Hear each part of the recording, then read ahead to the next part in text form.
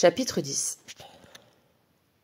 Le lendemain, où qu'il posa sa main, ce fut le cœur de la petite marchandise qu'il sentit battre sous sa paume. Désormais, dans le secret de son cœur noyé dans une douceur inconnue, il nommait lui aussi la petite sans cœur, sa petite marchandise à lui. Et lorsque, par grand et rare hasard, il se trouvait en tête-à-tête avec elle, il tendait vers elle un doigt hésitant, qu'aussitôt la petite agrippait et ne voulait plus lâcher. Il éprouvait alors une joyeuse et bienfaisante douceur.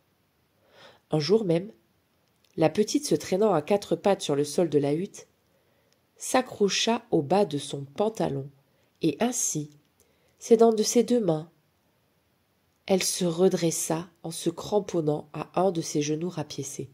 Pauvre bûcheron ne put réprimer un cri. « Oh la vieille! Viens! Viens voir! Viens voir !» La petite, maintenant, ne se tenait plus que d'une main, chancelante, cherchant son équilibre. Pauvre bûcheron exultait. « Tu la vois? Tu la vois ?»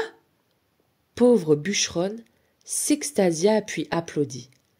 La petite, tentant d'applaudir à son tour, lâcha le pantalon et se retrouva sur le cul, au sol,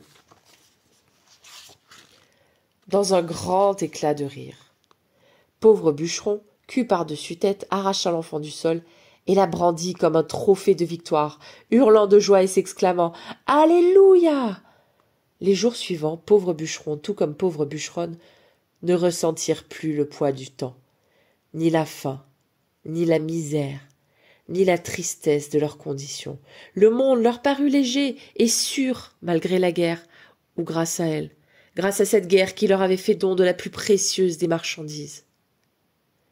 Ils partagèrent tous trois un plein fagot de bonheur, orné de quelques fleurs que le printemps leur offrait pour éclairer leur intérieur.